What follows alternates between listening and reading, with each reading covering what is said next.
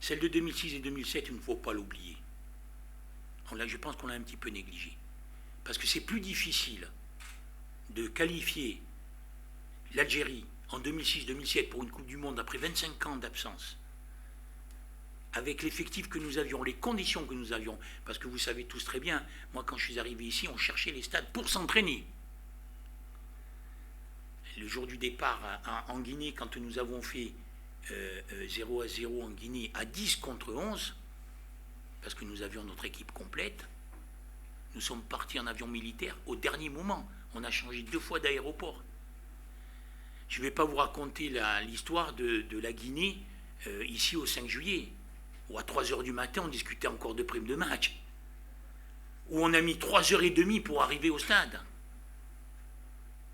où on avait perdu Gawawi, qui était l'élément essentiel de notre équipe, gardien de but. Je ne vous parle pas des autres joueurs qui nous manquaient, mais ça, je ne vais pas tirer moi le parapluie là-dessus. Moi, je veux surtout, à travers ça, révaloriser les joueurs comme Zarabi, comme Matmour, comme Bouguera, comme Mansouri, comme Gawawi, comme Ozni, comme Neham. Ces garçons-là qui ont ramené le renouveau après 25 ans d'absence. Alors certes, ils n'ont pas toute la gloire, ils n'ont fait que redonner espoir au peuple algérien, au football algérien. Mais ils l'ont fait, ils ont ce mérite-là, parce que derrière ça, il est rentré quand même beaucoup d'argent pour faire une Coupe du Monde. Et à partir de là, on a pu mieux structurer les choses. Il est sorti Sidi Moussa. On a donné des conditions aux joueurs meilleures pour se déplacer, pour venir. À partir de là, les autres ont fait le job pour être champions d'Afrique. Mais il était anormal, depuis 2008, qu'on gagne, vous voyez, je suis toujours là-dedans, une Coupe d'Afrique 12 ans après, ou 14 ans après. Moi, je pense que le bon choix qui a été fait, c'est qu'on est allé chercher un inconnu, je parle sur le plan international, Djamel Belmadi, pour entraîner cette grande équipe nationale, qui était le meilleur compromis, parce que justement, je connais très bien l'Algérie, pour entraîner ces Algériens-là. Il avait été sélectionné, il a joué avec ses garçons, il avait joué en Europe, il commençait à faire ses premiers pas comme entraîneur au Qatar, et en même temps, il connaissait bien les mentalités et la fédération. Donc tout ça ensuite, eux ont le mérite d'avoir amené ce titre-là, et aujourd'hui, c'est extraordinaire ce que vit l'Algérie. Pratiquement 30 victoires, on va arrondir, 30 matchs sans défaite sur le plan international, avec l'Italie qui avait fait ça. Donc maintenant, elle est même capable de battre l'Italie. C'est extraordinaire, c'est très beau. Voilà cette génération-là, ce qu'elle a su amener maintenant. Mais celle de 2006, 2007, 2008, ne l'oubliez jamais. Parce que depuis, regardez, l'Algérie n'est plus redescendue. Hein. Voilà, donc c'est ça, moi, que je voulais exprimer. Et maintenant, je vais même vous rajouter autre chose, puisque nous sommes un petit peu là, en mode d'amitié, je dirais, de convivialité en même temps. L'Argentine, le Brésil, c'est pas moi qui les ai choisis. Hein. Par contre, ce qu'il faut que vous sachiez, c'est que mes joueurs, quand ils commençaient à revenir, parce que n'oubliez jamais que mon premier match, je l'ai fait contre le Soudan, avec que des locaux, devant 500 spectateurs.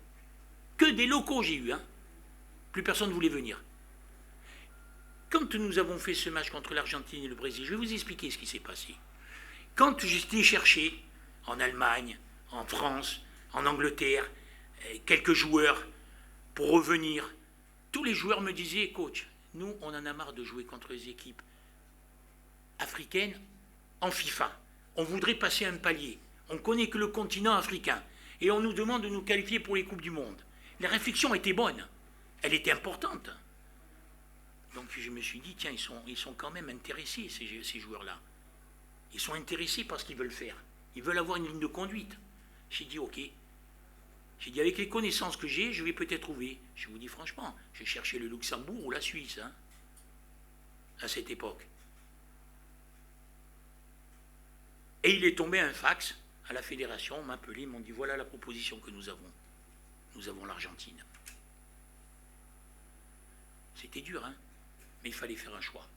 J'ai fait le choix, c'est vrai. Mais pourquoi? Mais parce que ça faisait déjà 18 mois que j'avais l'équipe nationale. On avait été premier, on était toujours premier à ce moment-là, du groupe. Et on a commencé premier, et jusqu'à l'avant-dernière journée, nous étions premiers jusqu'à la dernière journée. On est coiffé sur le fil. L'équipe était prête. On commençait à être prêt. On a fait 3 matchs au 5 juillet devant 80 000 spectateurs. J'ai commencé avec 500 spectateurs. Mais pourquoi? Parce qu'à un moment donné, nous étions prêts, nous avons fait ce match au bon moment. Les joueurs ont été au niveau de l'événement, puisqu'à la mi-temps on menait quand même. À partir de là, tout le monde a commencé à prendre confiance. Là, mon téléphone sonnait tous les jours. Je trouvais des Algériens dans le monde entier, alors que j'avais mis 18 mois à aller chercher une équipe. Et tout le monde avait son fils qui jouait en Champions League.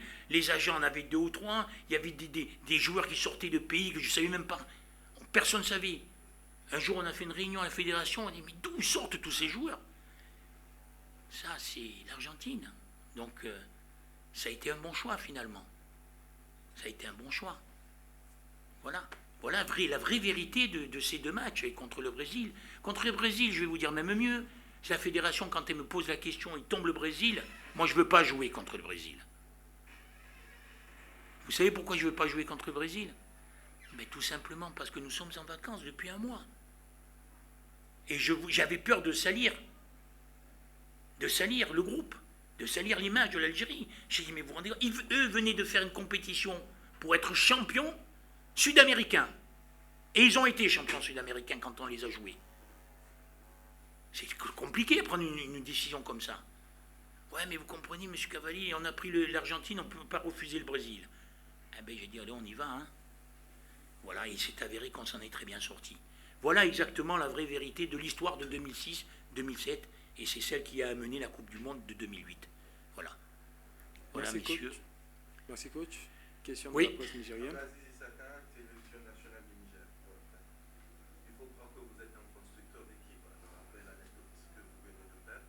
Vous êtes au Niger sur cette lancée-là. En tout cas, construire une équipe, donner au Niger qui avait une génération vieillissante de joueurs, une équipe capable de la représenter dignement partout, comme en Algérie ou le 8. Aujourd'hui, ces jeunes-là, qu'est-ce que rencontrer l'Algérie peut leur apporter dans votre projet juridique? Très bien, c'est une question qui mérite réponse. Parce que c'est l'espoir pour moi, l'avenir, la jeunesse, c'est le futur du monde. Oui, ces matchs-là, moi jouer l'Algérie aujourd'hui avec le Niger, me rappelle jouer l'Argentine et le Brésil avec l'Algérie à cette époque-là. Ça a la même signification. Si on arrive à réussir nos matchs, peut-être qu'un jour on deviendra l'Algérie. Voilà, donc ce sont véritablement les vraies vérités du football, le terrain. Le terrain. Maintenant, est-ce que nous sommes prêts à jouer l'Algérie aujourd'hui? On aura la réponse dans les 48 heures. On a tout juste 1 an d'existence et on a surtout une deuxième phase de travail qui est là depuis 6 mois. Et nous n'avons pas fait la même canne puisque nous avons été éliminés. Mais nous avons rajeuni l'équipe et nous avons eu quand même pas mal de résultats ces derniers temps. Comme par exemple, je citerai le match nul à Madagascar, qui était quand même une référence sur ces dernières années, puisqu'à la dernière CAN, elle avait fait un quart de finale. Voilà. On espère en tous les cas que votre question soit prémonitoire.